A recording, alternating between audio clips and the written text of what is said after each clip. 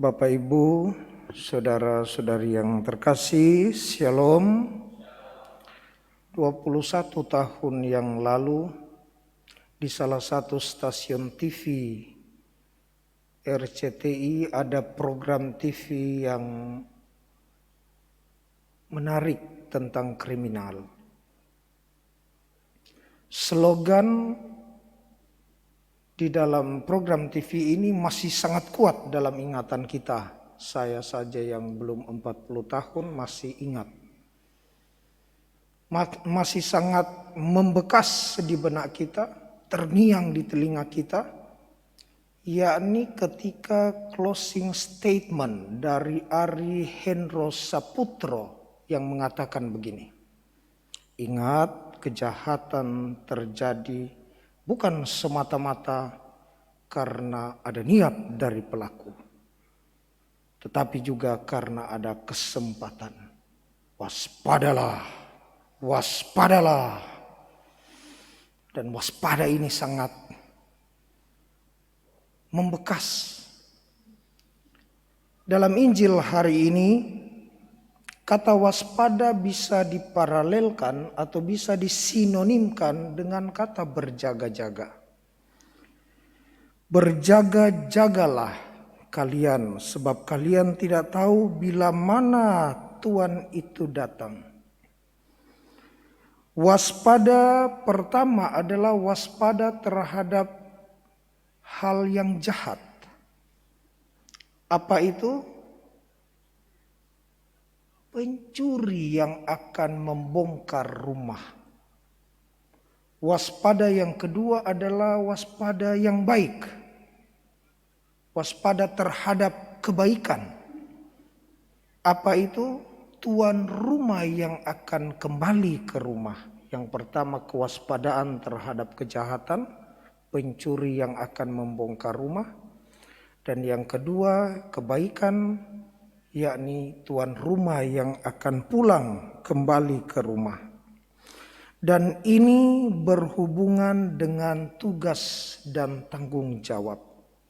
Seorang hamba yang baik, hamba yang bertanggung jawab, dikatakan oleh Injil, dia adalah hamba yang setia dan bijaksana.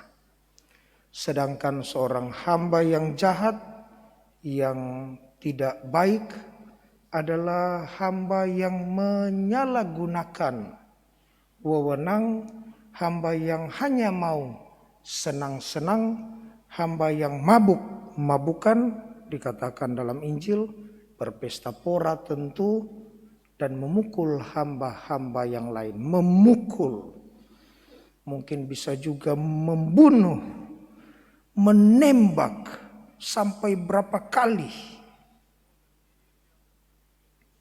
Saudara-saudari yang terkasih, potret negeri kita akhir-akhir ini yang lagi viral, beritanya itu saja. Itu saja. Kriminalitas itu lagi menyedot energi masyarakat Indonesia sangat besar. Pertanyaannya bagi kita sebagai seorang Katolik yang juga adalah warga Republik, apa yang terjadi menjadi satu bahan renungan dan refleksi. Ternyata meskipun hamba atau bawahan, ternyata juga adalah raja yang dikatakan di dalam Injil menyelewengkan kekuasaan. Tuan pergi, dia diberikan kepercayaan sebagai hamba, di bawahnya ada hamba-hamba yang lain, dipukul hamba-hamba itu. Saudara-saudari yang terkasih dalam Tuhan, kewaspadaan atau sikap berjaga-jaga terbentang di hadapan kita, terbuka lebar di hadapan kita, menunggu kita untuk memilih dengan setia dan bijaksana.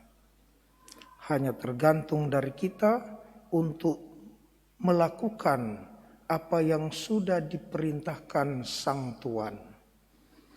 Semoga kita menjadi orang-orang yang memiliki sungguh-sungguh semangat hamba, yang mau melakukan bukan apa yang kita kehendaki, tetapi apa yang dikehendaki oleh Sang Tuhan, bahkan ketika Sang Tuhan itu tidak kelihatan. Semoga demikian.